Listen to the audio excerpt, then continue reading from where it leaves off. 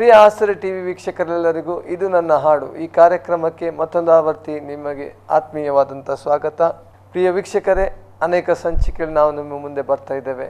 ಅನೇಕ ಆರಾಧನೆ ವೀರರೊಂದಿಗೆ ಅನೇಕ ಸಿಡಿಗಳನ್ನು ಮಾಡಿ ದೇವರನ್ನು ಮಹಿಮೆಪಡಿಸಿ ಅನೇಕ ದೇವಜನರನ್ನು ಆರಾಧನೆಯಲ್ಲಿ ಬೆಳೆಸುವಂಥ ಆರಾಧನೆ ನಾಯಕರನ್ನು ನಿಮ್ಮ ಮುಂದೆ ನಾವು ಅವರೊಂದಿಗೆ ನಾವು ಬರ್ತಾ ಇದ್ದೇವೆ.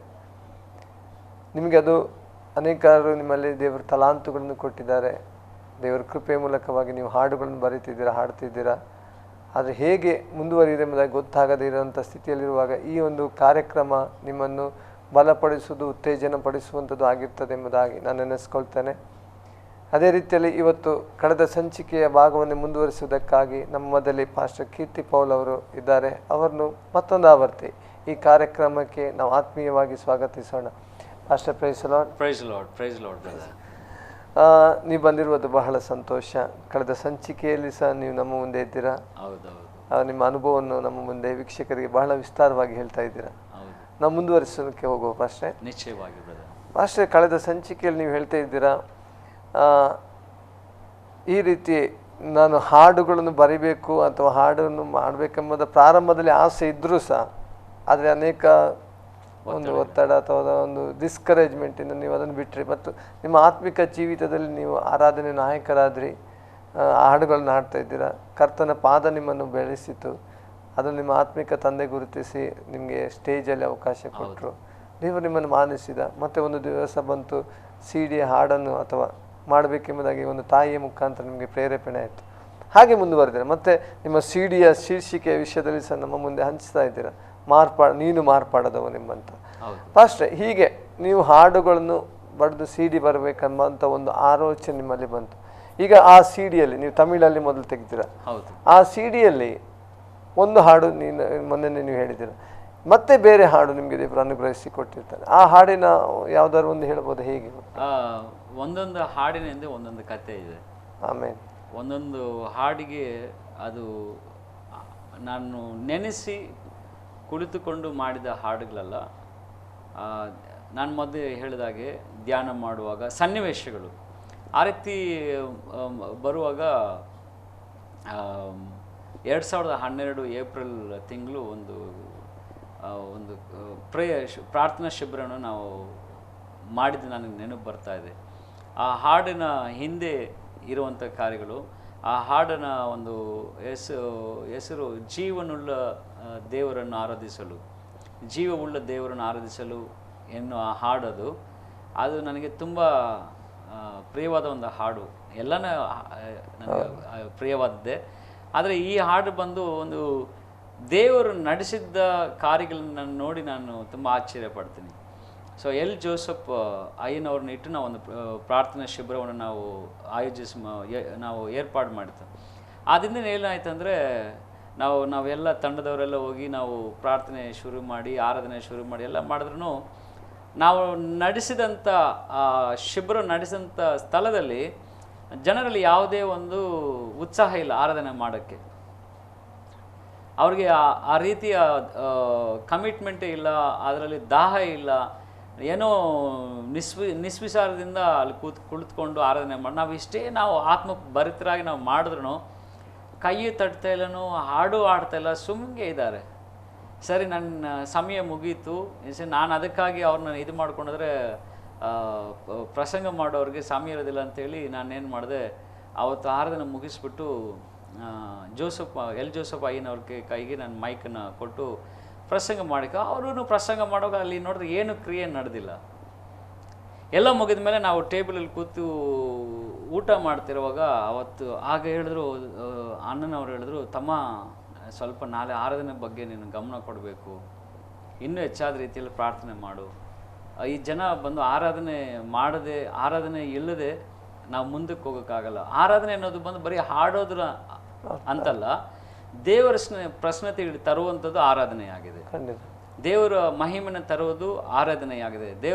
ದೇವರು ನಿವಾಸ ಮಾಡುವಂಥ ಸ್ಥಳ. ದೇವರು ಬಂದ ಮೇಲೆ ಎಲ್ಲ ಕಾರ್ಯಗಳು ನಡೀತದೆ. ಅದಕ್ಕಾಗಿ ನಮ್ಮ ಸಭೆಗಳಲ್ಲಿ, ಕೂಟಗಳಲ್ಲಿ ಮೊದಲನೇದು ಆರಾಧನೆ ಮಾಡ್ತಾರೆ.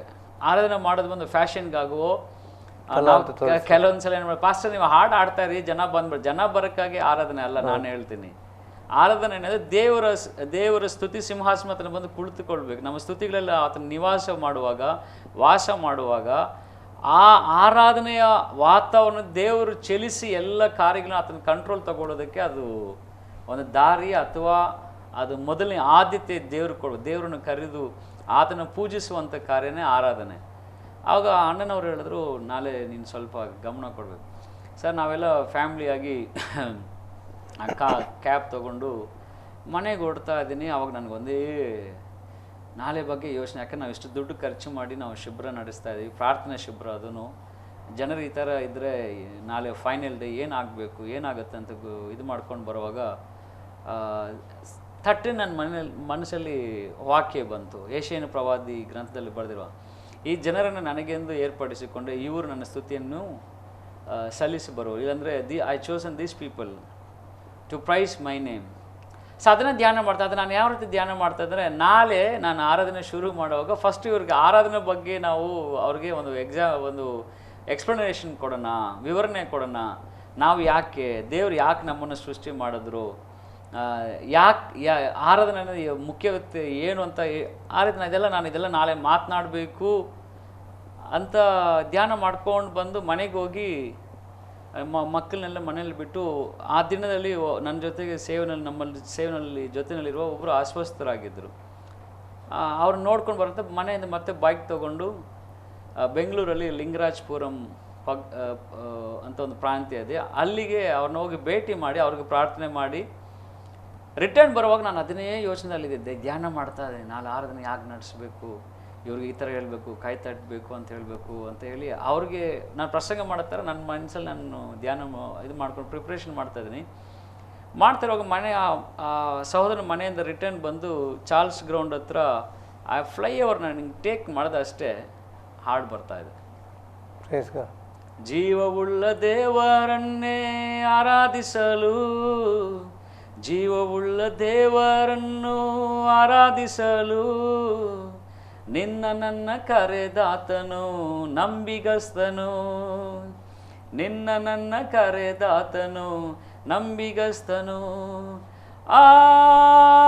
ಆರಾಧನೆ, ಓಹೋ ಆರಾಧನೆ. ಈ ರೀತಿ ನನ್ನ ಒಳಗಡೆ ಬಂದು ರಾಗ ಮತ್ತು ಸಾಹಿತ್ಯ ಎಲ್ಲನೂ ಸೇರಿ ಬರ್ತಾಯಿದೆ. ನನ್ನ ಹೆಂಡತಿ ಹಿಂದ್ಗಡೆ ಏನೇನೋ ಹೇಳ್ತಾ ಇದ್ದಾರೆ, ನನಗೆ ಗಮನ ಇಲ್ಲ. ಬರ್ರಿ ನಾನು ಹಾಡಿನ ಮೇಲೆ ಗಮನ ಕೊಟ್ಟು ದೇವರು ಮಾಡ್ತಾರೆ, ಆ ಪರಿಶುದ್ಧತೆ ನನ್ನಲ್ಲಿ ಕ್ರಿಯೇಟ್ ಮಾಡಿದೆ. ಆ ಕಾರ್ಯದಲ್ಲಿ ನನ್ನ ಗಾಡಿ ಜೋರಾಗಿ ವೇಗವಾಗಿ ಓಡಿಸ್ಕೊಂಡೋಗಿ ಮನೆಗೆ ನಿಲ್ಲಿಸ್ಬಿಟ್ಟು ನಾನು ಯಾರ ಹತ್ರ ಏನೂ ಮಾತನಾಡಿಲ್ಲ. ನಮ್ಮ ವೈಫು ಏನೇನೋ ಕೇಳ್ತಾ ಇದ್ದಾರೆ, ನಾನು ಏನು ಗಮನ ಕೊಟ್ಟಿಲ್ಲ.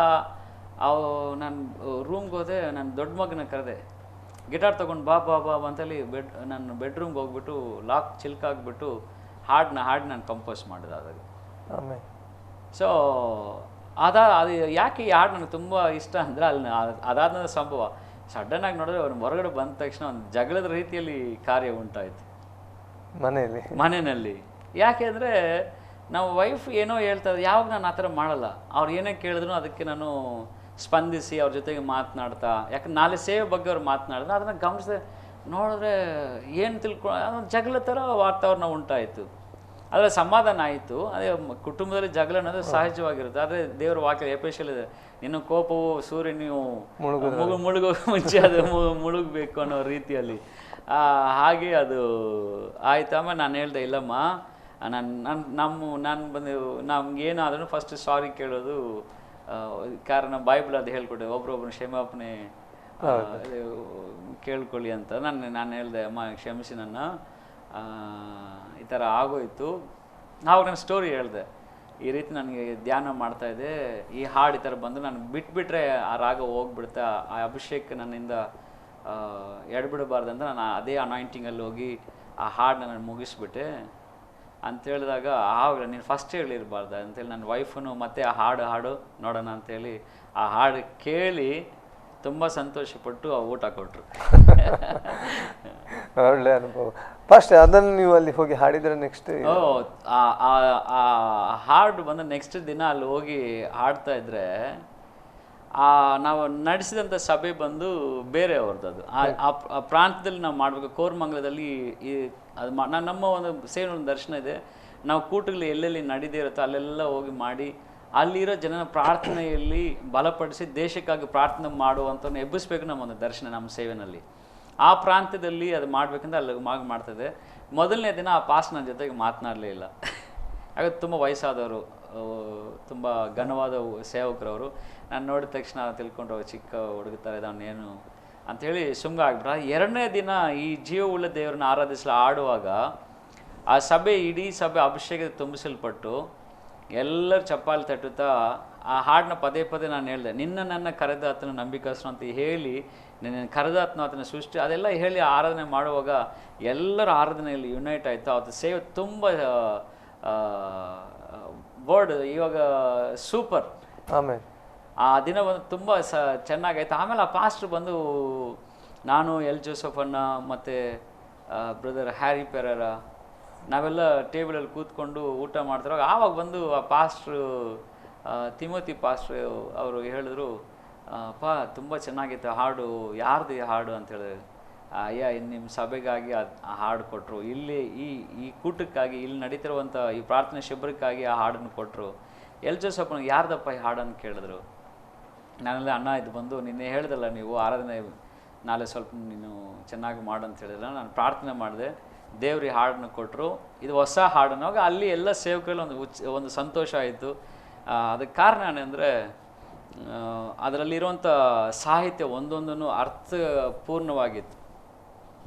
ಒಂದೊಂದು ಸಾಹಿತ್ಯದಲ್ಲೂ ದೇವರ ವಾಕ್ಯಗಳಿಂದ ತುಂಬಿಸಲ್ಪಟ್ಟಂಥ ಹಾಡಾಗಿ ಅದು ಬಂದಿದ್ದರಿಂದ ಅವತ್ತು ಸೇವೆ ತುಂಬ ಚೆನ್ನಾಗಿದೆ. ಎಲ್ಲರೂ ಸಂತೋಷವಾದರು. ಎಲ್ಲದಕ್ಕಿಂತ ನಾನು ತುಂಬ ಸಂತೋಷವಾಗಿದ್ದೆ. ಆಮೇಲೆ ದೇವರ ಕಾರ್ಯದಲ್ಲಿ ನಡೀತದೆ. Price the lord. ಪ್ರಿಯ ವೀಕ್ಷಕರೇ, ನಾವು ಹಾಡನ್ನು ಅವ್ರ ಹತ್ರ ಪೂರ್ತಿಯಾಗಿ ಹಾಡಲಿಕ್ಕೆ ನಾವು ಹೇಳೋದಿಲ್ಲ, ನಿಮಗೆ ಸ್ವಲ್ಪವಾಗಿ ಹೇಳ್ತೇವೆ. ಅವರ ಹಾಡನ್ನು ನೀವು ಬೇಕಾದರೆ ಸ್ಟಾಲ್ಗಳಲ್ಲಿ ಅಥವಾ ಇನ್ನೂ ಸಹ ಅವರು, ನಾನು ನೆನೆಸ್ತೇನೆ ಕನ್ನಡದಲ್ಲಿ ಇನ್ನೂ ಪ್ರೊಡ್ಯೂಸ್ ಮಾಡಿಲ್ಲ, ಅಂದರೆ ಅತಿ ಶೀಘ್ರದಲ್ಲೇ ಬರಲಿದೆ. ಆಮೇಲೆ ಅತಿ ಶೀಘ್ರದಲ್ಲೇ ಬರಲಿಕ್ಕಿದೆ ಎಂಬುದಾಗಿ ಅವರು ಹೇಳ್ತಿದ್ದಾರೆ. ನೀವು ಅದಕ್ಕಾಗಿ ಪ್ರಾರ್ಥನೆ ಮಾಡಿ ಎಂಬುದಾಗಿ ಹೇಳ್ತಾರೆ. ಬಹಳ ಅರ್ಥಗರ್ಭಿತವಾದಂಥ ಆಳವಾದಂಥ ಅಭಿಷೇಕದಲ್ಲಿ ತುಂಬಲ್ಪಟ್ಟಂಥ ಹಾಡುಗಳು ಅವರ ದೇವರ ಆತ್ಮನವರಿಗೆ ಕೊಟ್ಟಿರ್ತಾರೆ. ನೋಡ್ತಿದ್ದೆ ಅವರ ಸಾಕ್ಷಿ ಅನುಭವನೇ, 2 ಹಾಡುಗಳ ಅನುಭವ ನಿಮ್ಮ ಮುಂದೆ ನಾವು ಹೇಳಿ ತಂದಿರ್ತೇವೆ. ನೀವು ನೋಡಿರ್ಬೋದು ಅನುಭವಗಳನ್ನು. ಫಸ್ಟೇ ಈ ರೀತಿಯ ಅನುಭವದಲ್ಲಿ ದೇವರು ನಿಮ್ಮನ್ನು ಬೆಳೆಸ್ತಾ ಬಂದ, ಹಾಡುಗಳನ್ನು ಕೊಡ್ತಾ ಬಂದ, ಹಾಡುಗಳನ್ನು ನೀವು ಹಾಡುತ್ತಾ ಇದ್ದೀರ. ಆ ರೀತಿಯಲ್ಲಿರುವಾಗ ನಿಮ್ಮ ಅನುಭವ, ಈ ಹಾಡಿನ ಕುರಿತಾದಂಥ ಅನುಭವ ಅಥವಾ ಆರಾಧನೆ ಕುರಿತಾದ ಅನುಭವ ಒಂದು ವ್ಯತ್ಯಾಸವಾಗಿರ್ತದೆ. ಹೌದು, ಖಂಡಿತವಾಗಿ ಅದನ್ನು ನೀವು ಹೇಳಲಿಕ್ಕೆ ಸಾಧ್ಯವಾಗ್ತದೆ ಈ ಸಮಯದಲ್ಲಿ? ಹೌದು. ಯಾಕಂದರೆ ಹಾಡು ಅನ್ನೋದು ಬಂದು ಬರೀ ಹಾಡಾಗಿರಬಾರ್ದು. ನನ್ನ ಯೌವನ ಪ್ರಾಯದಲ್ಲಿ ಅನೇಕ ಆರಾಧನಾ ವೀರರ ಆರಾಧನೆ ನೋಡಿ ಅವರ ಅನುಭವದಿಂದ ನಾನು ಕಲಿತುಕೊಂಡು ತುಂಬ ಇದೆ. Praise God. ಯಾಕಂದರೆ ಒಂದು ದಿನದಲ್ಲಿ ಯಾರೂ ಸಹ ಏನು ಆಗುವುದಕ್ಕೆ ಸಾಧ್ಯವಿಲ್ಲ. ಕಾರಣ ಒಂದು ಬೀಜವು ಭೂಮಿಯಲ್ಲಿ ಬಿದ್ದು ಕೆಲ ದಿನಗಳ ನಂತರವೇ ಅದು ಗಿಡವಾಗಿ ಅದು ಮರವಾಗಿ ಬರೋದು. ಅದೇ ರೀತಿ ನಾನು ಸಹ ಅನೇಕರ ಆರಾಧನಾ ವೀರರ ಅವರ ಅಭಿಷೇಕದಲ್ಲಿ ಅವ್ರು ನಡೆಸುವಂಥ ನೋಡಿ ಕಲಿತಿದ್ದೇನೆ ಅಂತ ಹೇಳೋದ್ರಲ್ಲಿ ಯಾವುದು ಸಂಕೋಚ ಇಲ್ಲ ನನಗೆ ಆ ರೀತಿ ತುಂಬ ಜನ ಇನ್ಸ್ಪಿರೇಷನ್ಸ್ ಇದ್ದಾರೆ, ಅನುಭವಗಳು ನಾನು ನೋಡಿದ್ದೀನಿ. ಮೊದಲನೇದಾಗಿ ನಾನು ಹೇಳ್ಬೇಕು, ನಾನು ತುಂಬಾ ನನಗೆ ನನ್ನ ಜೀವಿತದಲ್ಲಿ ಪ್ರಭಾವ ಬೀರಿದಂಥ ಒಂದು ಆರಾಧನಾ ವೀರರಂದರೆ ತಮಿಳ್ನಾಡಿನಲ್ಲಿರುವಂಥ ಒನ್ ಡೇ ಮೋಸಸ್ ಎಂಬ ಸೇವಕರು ಇವಾಗ ಅವ್ರ ಕಾಲವಾಗಿದ್ದಾರೆ. ಅವರ ಒಂದು ಆರಾಧನೆಯನ್ನು ನೋಡಿ ನಾನು ಕಲಿತ್ಕೊಂಡೆ. ಅಂದರೆ ಆ ದಿನಗಳಲ್ಲಿ 90s ಟೇಪ್ಸ್ ಇರ್ತಾಯಿತ್ತು, ಆ ಹಾಡುಗಳಲ್ಲಿ ಕೇಳೋದು. ಅವಾಗ ನಾನು ಎಲ್ಲೇ ಹೋದ್ರೂ ನಾನು ಬೈಬಲ್ ಕಾಲೇಜಲ್ಲಿ ಹಾಡು ಆಡಬೇಕಂದ್ರೆ ಯಾವ ಹಾಡು ಆಡ್ತೀನಿ ಅಂದರೆ ಒನ್ ಡೇ ಮೋಸಸ್ ಹಾಡು ಅಂತ ಹೇಳ್ತಾ ಇದ್ದೆ. ಅವ್ರು ಬಿಟ್ಟರೆ ನನಗೆ ಯಾರೂ ಗೊತ್ತಿರಲಿಲ್ಲ. ಕಾಲಕ್ರಮೇಣ ನಂತರ ಫಾದರ್ ಬರ್ಕ್ಮೆನ್ಸು ಇನ್ನಿತರೆ ಸೇವಕರು ನನಗೆ ಪರಿಚಯವಾದರು. ಆ ರೀತಿ ಇರುವಾಗ ಒಂದು ಹಾಡಿನ ಹಿಂದೆ ಇರುವಂಥ ಕಾರ್ಯನ ಆ ಹಾಡಿಗೆ ಬಲವನ್ನು ಕೊಡೋದಾಗಿರುತ್ತದೆ. ಒಂದೊಂದು ಹಾಡು ಆವಾಗ ಒನ್ ಡೇ ಮೋಸಸ್ ಅವ್ರ ಜೊತೆಗೆ ನನಗೆ ಒಂದು ಆತ್ಮೀಯ ಪರಿಚಯ ಉಂಟಾಯಿತು. ಅವ್ರ ಜೊತೆಗೆ ಕೂತು ಇವಾಗ ನಾವು ಯಾವ ರೀತಿ ಮಾತನಾಡಿದೆ, ನಾನು ನನಗೆ ಸಮಯ ಸಿಕ್ಕೋದೆಲ್ಲ ಕೂರಿಸ್ಬಿಟ್ಟು ನಾನು ಪ್ರಶ್ನಾವಳಿ ನಡೆಸ್ತಾ ಇದ್ದೆ. ಅವತ್ತು ಕ್ಯಾಮ್ರಾ ಇರಲಿಲ್ಲ, ಶೂಟಿಂಗ್ ಮಾಡಿಲ್ಲ ಯಾವುದು. ನಮ್ಮ ಜನರಲ್ ಅಂದರೆ ನಮ್ಮ ಕೌಟುಂಬಿಕ ಜೀವಿತದಲ್ಲಿ ಅವ್ರಿಗೆ ನಮ್ಮ ಬರುವಾಗ ಮಾತನಾಡುವಾಗ ಟೈಮ್ ಸಿಕ್ಕಾಗ ಮಾತನಾಡೋಕೆ ಕೇಳೋದು, ಅಣ್ಣ ಈ ಹಾಡು ಹೆಂಗೆ ಬಂತಣ್ಣ, ಅದಕ್ಕೆ ಏನು ಕಾರಣ ನಾನು ತಿಳ್ಕೊಳ್ಳೋ ಆಸಕ್ತಿ ತುಂಬ ಇರುತ್ತೆ. ಒಂದೊಂದು ಹಾಡು ಹಿಂದ್ಗಡೆ ಏನು ಇರ್ತಾ ಇತ್ತು ಅಂತ ತಿಳ್ಕೊಂಡು ಆ ಅನುಭವ ನನಗೆ ತಗೊಂಡು ಅದನ್ನು ನಾನು ಉಪಯೋಗ ಪಡಿಸೋದ್ರಿಂದ ನನಗೆ ಇನ್ನೂ ಹೆಚ್ಚಾದ ರೀತಿಯಲ್ಲಿ ನನಗೆ ಬೆಳೀಲಿಕ್ಕೆ ಸಹಾಯ ಮಾಡಿತ್ತು. ಬೇರೆ ಸೇವಕರ ಒಂದು ಅನುಭವಗಳು ಇವತ್ತು ನನಗೆ ಸಹಾಯವಾದಂಗೆ. ಇವತ್ತು ಒಂದು ವೇಳೆ ಈ ಕಾರ್ಯಕ್ರಮವನ್ನು ನೋಡ್ತಾ ಇರುವ ನಮ್ಮ ಪ್ರಿಯ ಆಶ್ರಯ ಟಿವಿ ವೀಕ್ಷಕರಲ್ಲಿ ಯಾರಾದರೂ ಇರುವುದಾದರೆ ಈ ಅನುಭವಗಳು ನಿಮಗೂ ಒಂದು ದೃಢವಾದ ಒಂದು ಬೆಳವಣಿಗೆ ನಡೆಸೋದಕ್ಕೆ ಸಹಾಯ ಮಾಡುತ್ತದೆ. ಖಂಡಿತ ಅಷ್ಟೇ. ನಾನು ಹೇಳುವಂಥದ್ದು ನಾನು ಸಹ ಯಾವಾಗಲೂ ಹೇಳ್ತೇನೆ, ಕಲಿಯುವುದಕ್ಕೆ ನಾವು ನಾಚಿಕೆ ಪಡಬಾರ್ದು. ಹೌದು, ನಾಚಿಕೆ ಪಟ್ಟರೆ ನಾವು ಕಲೀಲಿಕ್ಕೆ ಸಾಧ್ಯ ಇಲ್ಲ. ಅದು ಸಂಕೋಚ ಅಥವಾ ನಮ್ಮ ಕೆಲವೊಂದು ಏನು ಘನತೆ, ಅರ್ಹತೆ ಅಥವಾ ಉಬ್ಬುತನ ಅದೆಲ್ಲ ಇಟ್ಟರೆ ನಾವು ಕಲೀಲಿಕ್ಕೆ ಸಾಧ್ಯ. ನಾವು ಇದ್ದ ಸ್ಥಿತಿಯಲ್ಲಿ ಯಾರೋ ವಾಕ್ಯ ಹೇಳ್ತಾರೆ, ಉಬ್ಬುಳ್ಳವನು ದೊಬ್ಬಲ್ಪಡ್ತಾನೆ. ನಿಜವಾಗಿ ಫಸ್ಟ್ ನೀವು ಆ ದೊಡ್ಡ ಸೇವಕರ ಮುಂದೆ, ಘನವುಳ್ಳ ಸೇವಕರ ಮುಂದೆ ಹೋಗಿ ಅವರ ಮುಂದೆ ನೀವು ಅನುಭವವನ್ನು ಕೇಳುವಂತೆ, ಕಲೀಲಿಕ್ಕೆ ಆಸಕ್ತಿ ಇದೆ. ನಮ್ಗೆ ದೇವರೆಲ್ಲ ಮಾರ್ಗ ಅಂತ ಇರುತ್ತೆ. ನನಗೆ ಈವಾಗ್ಲೂ ಯಾರಾದ್ರು ಸಿಕ್ಕರು ಅಂದರೆ ನನ್ನ ಜೊತೆಗೆ ಸೇವಕರು, ಘನವಾದ ಸೇವಕರು, ದೇವರಿಂದ ಅಭಿಷೇಕಿಸಲ್ಪಟ್ಟವ್ರನ್ನ ನಾವು ಘನಪಡಿಸ್ಬೇಕು. ಆಮೇಲೆ ಎಲ್ಲರೂ ಕೆಲವು ನೋಡುವಾಗ ಕೀರ್ತಿಪಾಲ್ ಯಾವಾಗಲೂ ನೋಡೋದು ಸೇವಕರು ಕೆಳಗಡೆ ಕೂತ್ಕೊಳ್ಳೋದು, ಕಾಲ ಹತ್ರ ಕೂತ್ಕೊಳ್ಳೋದು, ಇವಾಗಲೂ ನನಗೆ ಆ ಅಭ್ಯಾಸ ಇದೆ. ಯಾಕಂದರೆ ಶಿಷ್ಯರು ಯಾವಾಗಲೂ ಕಾಲ ಹತ್ರ ಇರಬೇಕು ಗುರುವಿನಂತ. ನಮಗೆ ಮೇಲಿರುವಂಥವ್ರು ಅವರು ಸೇವಕರಾಗಿದೆ, ಘನಪಡಿಸೋದ್ರಲ್ಲಿ ಅದು ನಾನು ತುಂಬ ಕಾಲದ್ದು. ಈವಾಗಲೂ ಯಾರು ಸಿಕ್ಕಿದ್ರು ನಾನು ಇಲ್ಲಿ ಬರೋದಕ್ಕೆ ಮುಂಚೆ ನನ್ನ ಆತ್ಮಿಕ ನನ್ನನ್ನು ಮೆಂಟ್ರಾಗಿ ಮಾಡುವಂಥ GPS ರಾಬಿನ್ಸನ್ ಅವರು ಬಂದಿದ್ದರು ಬೆಂಗಳೂರಲ್ಲಿ. ಇವಾಗ ಒಂದು ಕಳೆದ ಶುಕ್ರವಾರ ಅನೇಕ ದಿನಗಳ ನಂತರ ಮತ್ತೆ ಅವ್ರನ್ನ ಭೇಟಿ ಮಾಡಿದಾಗ ನಾನು ಕೇಳ್ತಾಯಿದ್ದೆ, ಅಣ್ಣ ಇದು ಈ ಸೇವ್ನಲ್ಲಿ ಈ ರೀತಿ ಮಾಡೋದು. ಅವ್ರಿಗೆ ನನಗೆ ಕಲಿಸ್ಕೊಡ್ತಾಯಿದ್ರು. ಪ್ರಶ್ನೆ ಕೇಳದೆ ನಮ್ಗೆ ಉತ್ತರ ಸಿಗೋದಿಲ್ವಲ್ಲ. ಖಂಡಿತ. ಸೊ ಅದು ತುಂಬಾ ನಾವು ಇವಾಗ ಬೆಳೀತಾ ಇರುವಂಥ ಯೌವನ ಸೇವಕರಿಗೆ ನಾನು ಹೇಳೋದು ಇದು ನಮ್ಮ ಒಂದು ಆಲೋಚನೆ ಕೊಡೋ ಸಮಯ ಇಲ್ಲ. ಆದರೂ ನಾನು ಹೇಳೋಕ್ಕೆ ಬಯಸ್ತಾ ಇದ್ದೀನಿ, ಇವಾಗ ಬೆಳೆಯುವಂಥ ಸೇವಕರು, ಯೌವನ ಸೇವಕರು, ಅದು ಆರಾಧನಾ ವೀರರಾಗಿರಲಿ, ಪಾಸ್ಟರ್ ಆಗಿರಲಿ, ಸಹೋದರರಾಗಿರಲಿ, ಪ್ರವಾದನೆ ಸೇವೆ ಮಾಡೋ ಯಾರಾಗಿರಲಿ, ನಿಮಗೆ ಮೇಲೆ ಒಬ್ಬರು ನಿಮಗೆ ಅಭಿಷೇಕ ಮಾಡಿದಂಥ ಸೇವಕರ ಒಂದು ನೆರಳು ನಮಗೆ ಬೇಕಾಗುತ್ತೆ. ಖಂಡಿತ ಅವರ ಆಲೋಚನೆಗಳು ನಮಗೆ ಬೇಕಾಗುತ್ತದೆ. ಯಾಕಂದರೆ ದೇವರ ವಾಕ್ಯ ನೀತಿವಂತನ ನನ್ನನ್ನು ತಲೆಯಲ್ಲಿ ಒಡೆಯಲಿ, ಅದನ್ನು ಅಭಿಷೇಕವಾಗಿ ಮಾರ್ಪಡುತ್ತೆ. ಅವಾಗ ಅವರ ಅನುಭವಗಳು ನಮ್ಮನ್ನು ಮುಂದೆ ನಡೆಸೋದಕ್ಕೆ ಸಹಾಯವಾಗುತ್ತದೆ. ಖಂಡಿತ ಭಾಷೆ. ಇವತ್ತು ಯೌವನದಲ್ಲಿ ಆಸಕ್ತಿಯಿಂದ ಬರ್ತಾರೆ, ಬಟ್ ಅವರಿಗೆ ಯಾವುದೇ ಕವರಿಂಗ್ ಬೇಡ, ಯಾವುದೇ ಒಂದು ಆಲೋಚನೆ ಬೇಡ. ಅದು ತುಂಬ ಒಂದು ರೀತಿ ತಪ್ಪಾದ. ಇವಾಗಲೂ ನಾನು ಆಶ್ರಯ ಟಿವಿ ಬರೋವಾಗ ನನ್ನ ಸಭೆಯ, ನಾನು ಇವಾಗಿರುವಂಥ ಪ್ರಸ್ತುತವಾಗಿರುವಂಥ ಸಭೆಯಲ್ಲಿ ನನ್ನ ಪಾಸ್ಟರ್ ಬಳಿ ಹೋಗಿ ಮೊಣಕಾಲೂರಿ, ಪಾಸ್ಟರ್ ನಾನು ಈ ಥರ ಆಶ್ರಯ ಟಿವಿಗೆ ಹೋಗ್ತಾ ಇದ್ದೀನಿ, ಇಷ್ಟು ದಿನ ಅಲ್ಲಿ ಸೇವಕ್ಕೆ ನಾನು ಮಾಡೋಕ್ಕೆ ಹೋಗ್ತಾ ಇದ್ದೀನಿ, ಅದಕ್ಕಾಗಿ ನಾನು ಪ್ರಾರ್ಥನೆ ಮಾಡುವಾಗ ನನ್ನ ಪಾಸ್ಟರ್ ಹೃದಯಪೂರ್ವಕವಾಗಿ ಪ್ರಾರ್ಥನೆ ಮಾಡಿ ತಲೆ ಮೇಲೆ ಕೈ ಇಟ್ಟು ಆತನ ಮೇಲೆ ದೇವರ ಅಭಿಷೇಕವನ್ನು ನನಗೆ ಕೊಟ್ಟು ಕಲಿಸಿದ್ರು. ಖಂಡಿತ ಭಾಷೆ.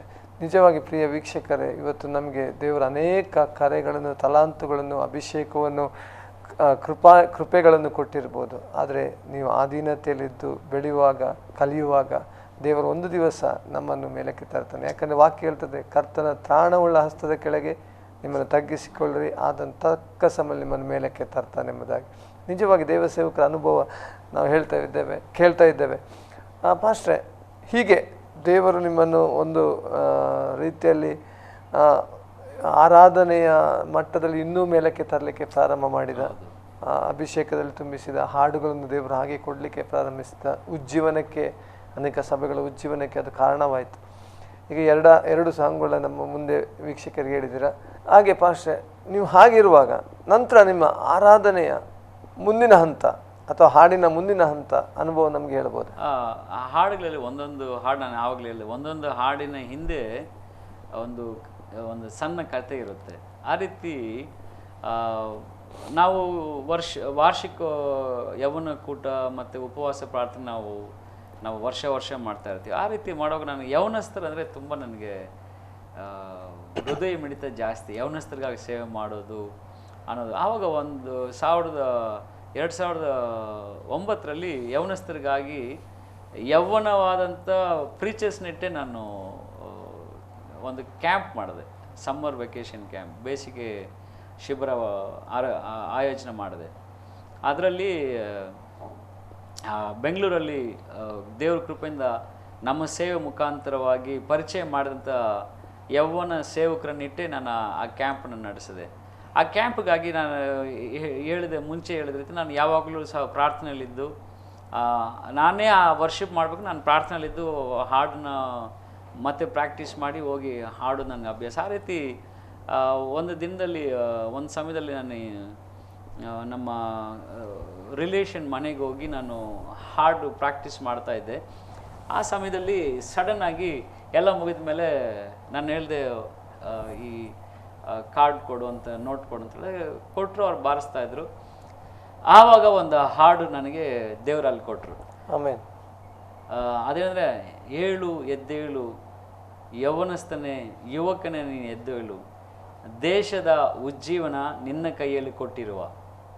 ಆ ಯುವಕರ ಶಿಬಿರ ಬಂದು ನೆಕ್ಸ್ಟ್ ವೀಕ್ ನಡೆಯುತ್ತೆ.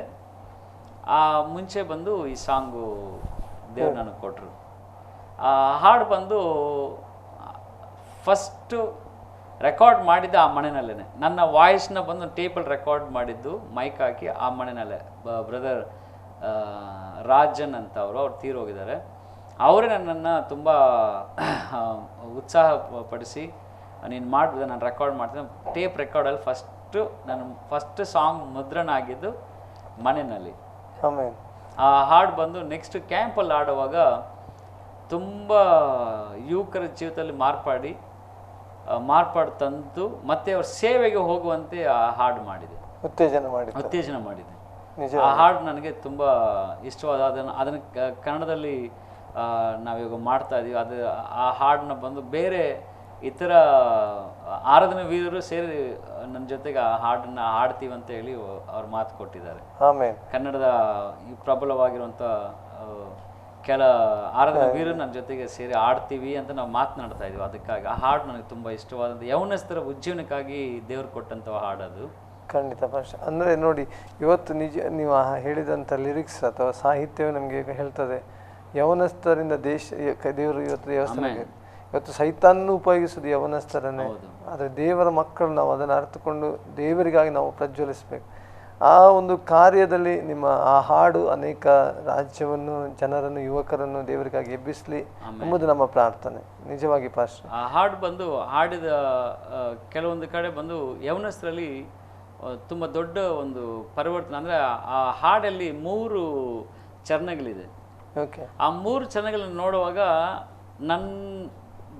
ನನ್ನ ಯೌವನ ಪ್ರಾಯದಲ್ಲಿ ಸತ್ಯವೇದದಲ್ಲಿ ಯಾರನ್ನು ನೋಡಿ, ಯಾರ ಚರಿತ್ರೆಯನ್ನು ನೋಡಿ ನಾನು ಪ್ರಾರ್ಥನೆ ಕಲ್ತ್ಕೊಂಡೆನೋ, ಸುವಾರ್ತೆನ ಕಲ್ತ್ಕೊಂಡೋ, ಅವ್ರ ಹೆಸರುಗಳ ಮೇಲೇ ಆ ಚರಣಗಳು ಬಂದಿದೆ. ಅದೇ ನನಗೆ ತುಂಬ ಒಂದು ಆಶ್ಚರ್ಯವಾದಂಥ ರೀತಿ ಕಾರ್ಯ ದೇವ್ರು ಕೊಟ್ಟರು ನನಗೆ ಅದನ್ನು.